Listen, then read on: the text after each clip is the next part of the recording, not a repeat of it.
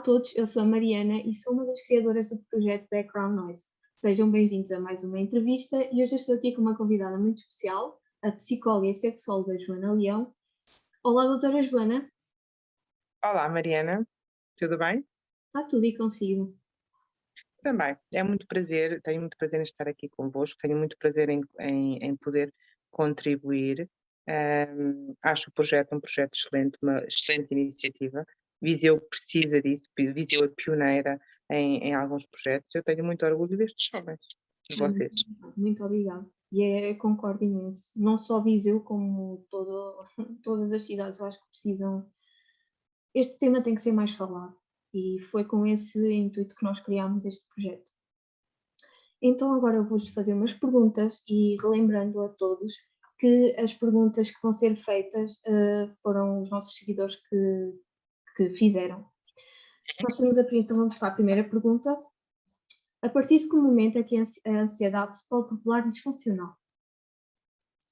Ora, muito boa pergunta, Mariana, mas a ansiedade, eu primeiro gostaria só de esclarecer uma situação, que é, há dois tipos de ansiedades, essencialmente. Há uma ansiedade que é uma ansiedade antecipatória, que é aquela ansiedade que nos regula, que é boa, digamos assim, que é a ansiedade que nos acompanha sempre que nós vamos fazer alguma coisa de novo. É a ansiedade que eu estou a sentir neste momento, assim um bocadinho do que é que está a acontecer à minha volta, não é? Uma coisa nova, estou a falar com pessoas novas, para pessoas novas. Esta ansiedade é uma ansiedade que me desperta, que me põe aware. A ansiedade, a outra ansiedade, a ansiedade patológica ou psicopatológica, é uma ansiedade que cria disfuncionalidade no dia a dia. Funcionalidade, ou seja, interfere com a minha capacidade de executar as funções àquelas a que eu me proponho. E então, aí é que nós estamos perante uma situação mais complexa de ansiedade. É isso. Outra pergunta é: a ansiedade causa insónias ou é outra causa? Nós temos insónias por outra causa qualquer. O sono para algumas pessoas, não é para todas, porque algumas pessoas conseguem dormir com toda a facilidade, independentemente do estado emocional em que se encontram. Mas a ansiedade é um estado muito intenso, não é? Portanto, há pensamentos intrusivos, há manifestações físicas e, por norma, a ansiedade tende a agravar-se com a escuridão. Portanto, o dia está a terminar e a ansiedade normalmente aumenta. Não percebi, desculpa. Não fazia ideia que aumentava com a escuridão, não fazia ideia. Para a maior parte das pessoas, sim, as pessoas referem que à noite, talvez porquê? Porque a ansiedade também alimenta-se do nosso próprio silêncio, de nós estarmos mais focados sobre nós mesmos. À noite nós não temos tantos estímulos de ocupação, não é? Não temos tantos fatores Sim. distratores. Então, basicamente, estamos sozinhos e o nosso pensamento intrusivo inicia toda a espiral de ansiedade. Exato, Em era que o isso que eu ia pensamento leva ao outro, depois que leva ao outro, depois que leva ao outro, depois inicia o impacto físico, ou vai iniciando a par e passo. temos mais A tempo a partir pensar realmente quando estamos sozinhos. Pronto.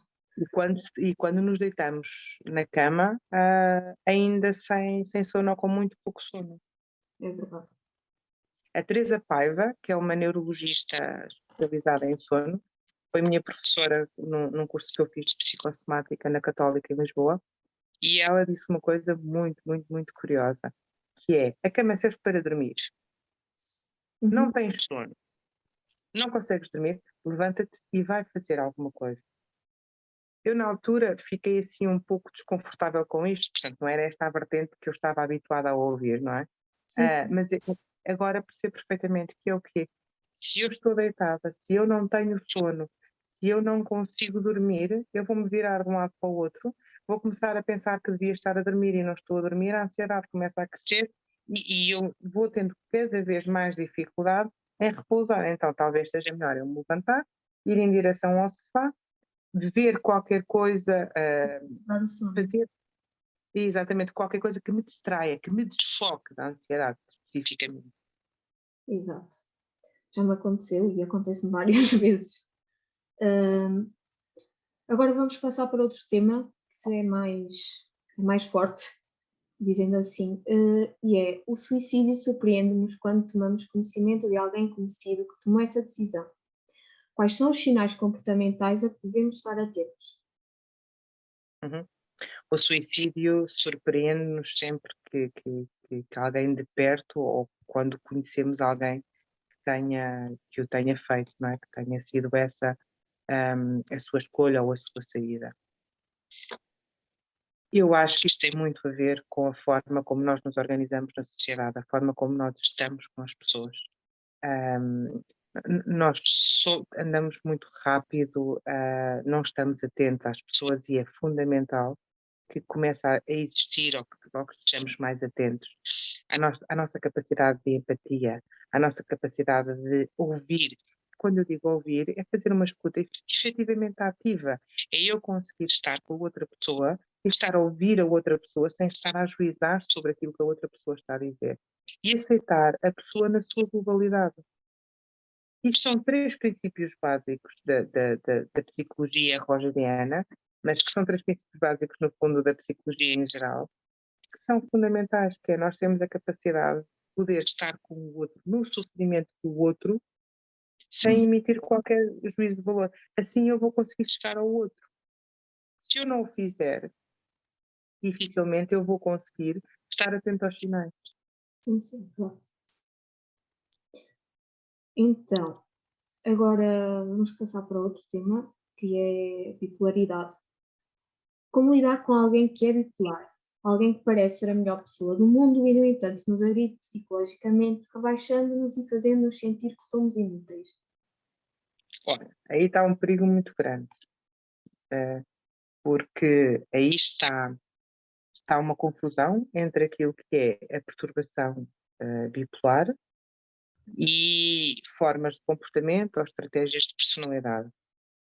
Um bipolar não é condição sine qua non para se comportar de uma forma instável para com a outra pessoa, no sentido de agredir ou de não agressão ou de amor, não é? Portanto, na primeira parte, uma pessoa bipolar, a perturbação bipolar causa uma perturbação de humor, não é? A pessoa oscila entre estar em estados de mania ou estar em estados mais depressivos, e neste momento existe psicoterapia e existe psiquiatria também que os ajudam a estar mais equilibrados, não é? Porque normalmente aquilo que acontece é que na fase da mania, em que a pessoa se sente capaz de carregar o mundo às costas, esgota todos os recursos físicos que tem, e como esgota todos os recursos físicos e emocionais que tem, o que é que acontece a seguir? Depressão e depressão profunda, não é?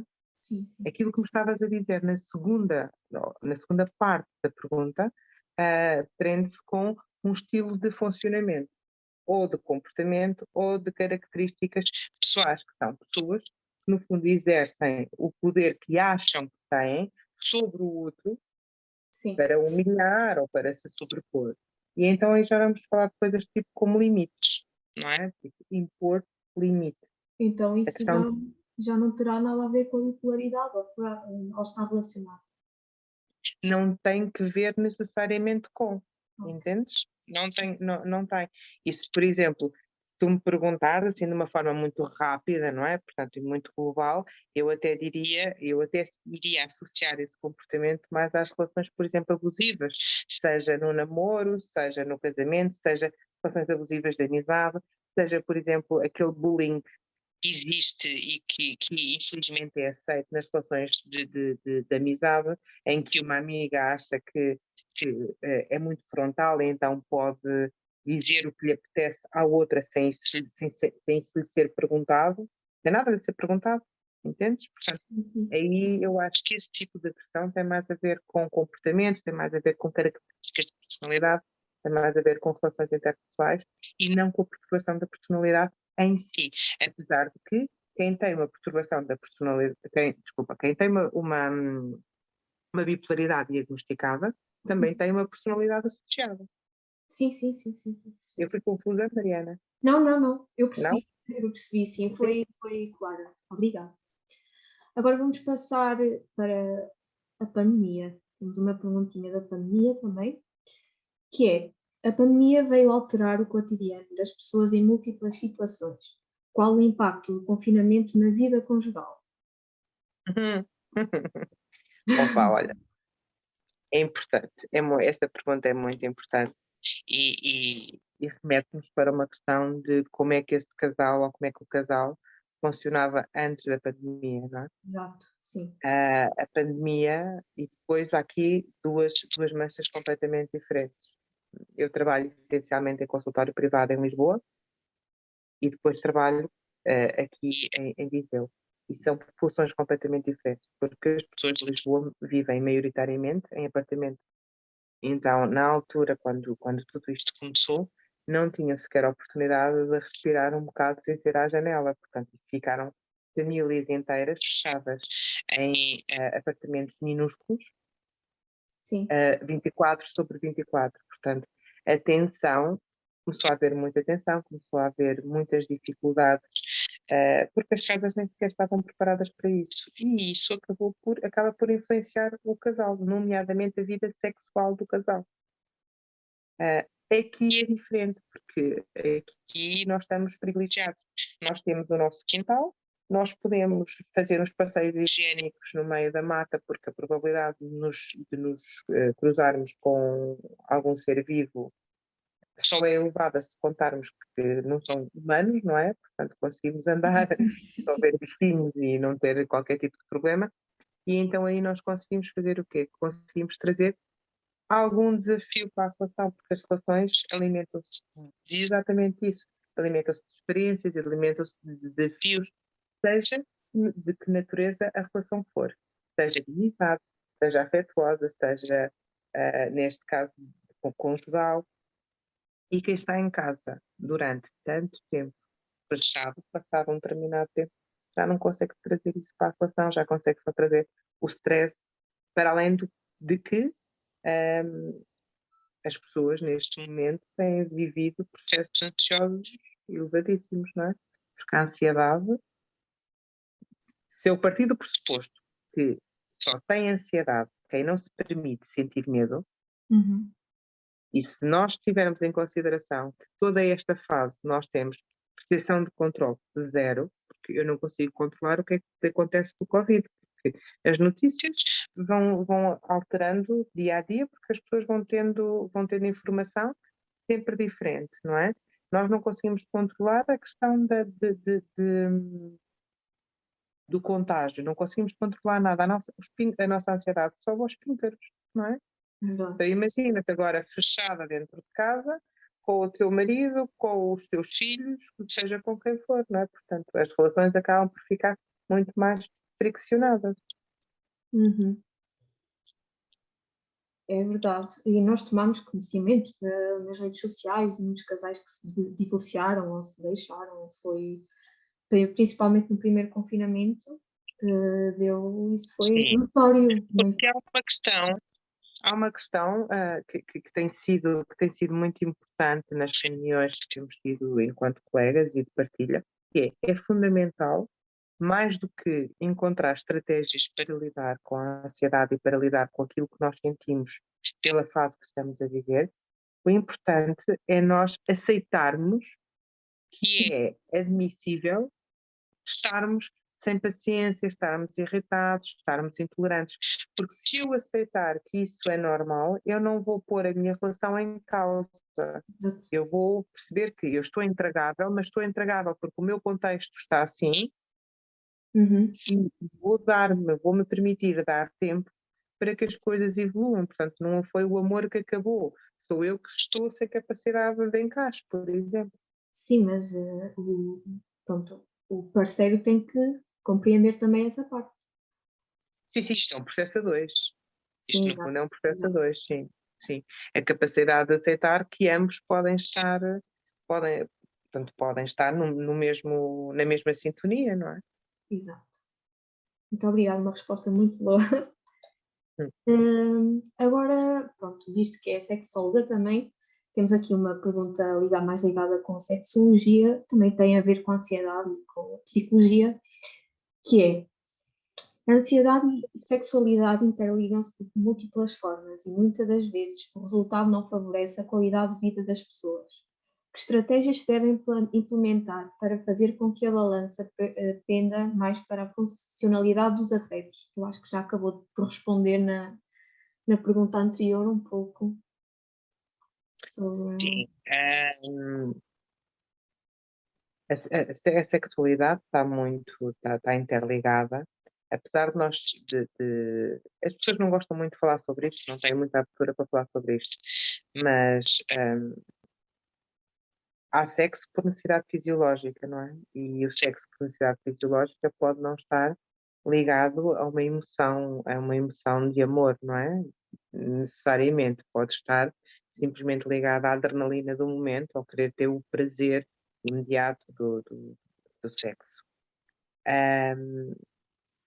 Mas é muito importante quando nós conseguimos ligar a nossa emoção ao sexo e conseguimos também transpor alguma paz e alguma tranquilidade.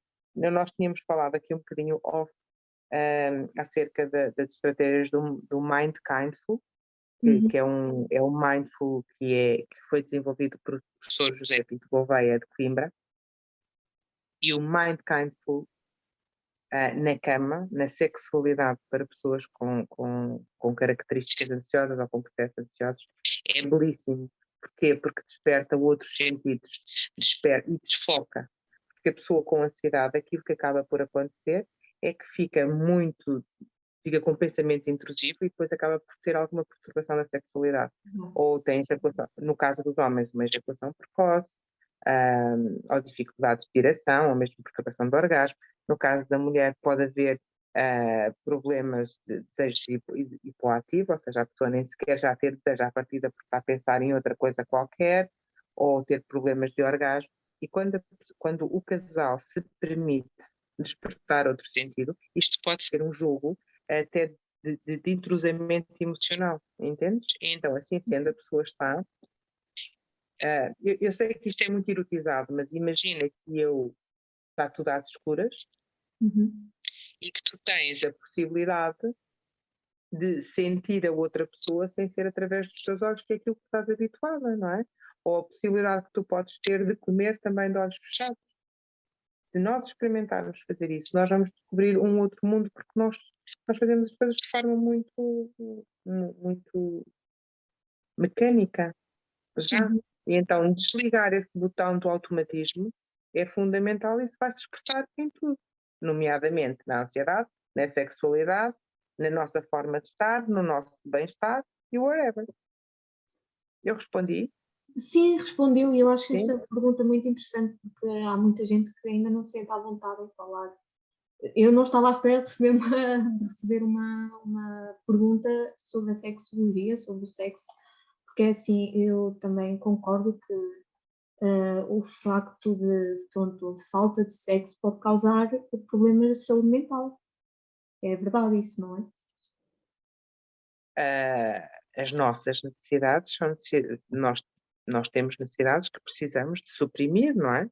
Exato. Portanto, e aquilo que acaba por acontecer é que se nós temos uma necessidade, seja ela qual for, que acabamos por não dar ouvidos, isso tem um impacto direto em nós, não é? Portanto, porque nós sentimos menos completos, não é?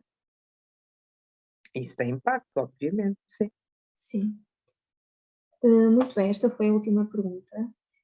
Só que eu queria aqui fazer uma pergunta que eu achei bastante interessante. Eu vi que a doutora criou um projeto, ou seja, uma quinta de terapia assistida com animais. E acho que podia falar um bocadinho disso para também as pessoas conhecerem e talvez irem visitar também, porque eu achei muito interessante e eu quero muito ir lá também. E então Vai podia. ser muito bem-vinda, Mariana. Na nossa quinta, o projeto começou por fazer terapias assistidas com animais, em contexto de consultório, com os meus cães, que são treinados e devidamente certificados, não é? Depois, entretanto, decidimos ampliar. E ao ampliar, aquilo que começámos a fazer foi ir a determinadas organizações, nomeadamente que nos sugerem, nomeadamente lares ou IPSS, que por qualquer motivo acham que é viável. Nós podemos fazer as sessões por atividades assistidas com animais, que é uma coisa mais recreativa, ou algo mais psicoterapêutico, mais clínico, mais estruturado e mais dirigido.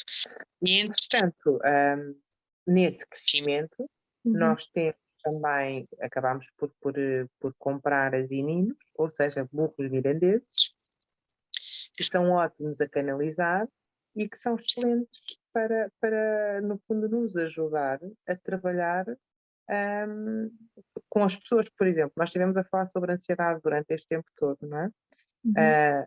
Terapias assistidas com animais, no caso da ansiedade, é belíssimo. Porquê? Porque então, repara, uma pessoa com ansiedade tem um pensamento intrusivo, o pensamento assola. Se eu disser uma frase muito comprida, a pessoa é capaz de não ouvir até ao fim, porque a pessoa está desrealizada, está em processo dissociativo, não ouve tudo, está focada nela, no pensamento dela e naquilo que a está a fazer sofrer. Aquilo que acontece é que um animal desfoca-lhe a atenção dela mesma para o animal. E quando isto acontece, dá-me espaço a mim, permite-me a mim entrar um bocadinho dentro desta relação sem estar a falar constantemente do sintoma da ansiedade. Sim. Eu fui clara? Sim, sim. E então, a terapia assistida é belíssima nestes casos, porque nos ajuda, no fundo, a trabalhar, a pessoa fica mais aberta. Eu Então, achei. Pode continuar, peço desculpa, é depois. é nesse sentido que surge o projeto, e depois nós somos um bocadinho provocadores, e apesar de estarmos num contexto mais rural, nós temos ovelhas treinadas também, porque isso causa muito impacto nas pessoas e para o nosso trabalho clínico é fundamental, é excelente. Sim, sim, é muito interessante. Eu já falei com os meus pais, eu quero ir lá. E agora só pedia para dizer onde é que podemos encontrar essa quinta A aqui aos nossos quinta seguidores. fica no concelho de Santa Combadão, na freguesia de São Joaninho. Não é fácil chegar lá, nós fomos vítimas dos fogos, portanto, que aconteceu, que vitimizou Sim, sim. muitas pessoas aqui, e muitas das nossas infraestruturas, portanto, deixaram de existir, e nós vamos recuperando à medida das nossas possibilidades. Portanto, neste momento ainda não existem muitas placas, mas estão em São Joaninho, e se nos telefonarem, se nos enviarem um e-mail, nós faremos questão de receber as pessoas num sítio que seja fácil de acesso, e depois levamos até aqui. Ok, muito obrigada, Joana. Obrigada, eu, Mariana. Primeiro pela atenção e pela disponibilidade. E acredito que foi muito clara mesmo, e tenho a certeza que vai ajudar muito os nossos seguidores. E para os nossos seguidores, então, até à próxima entrevista. Obrigada.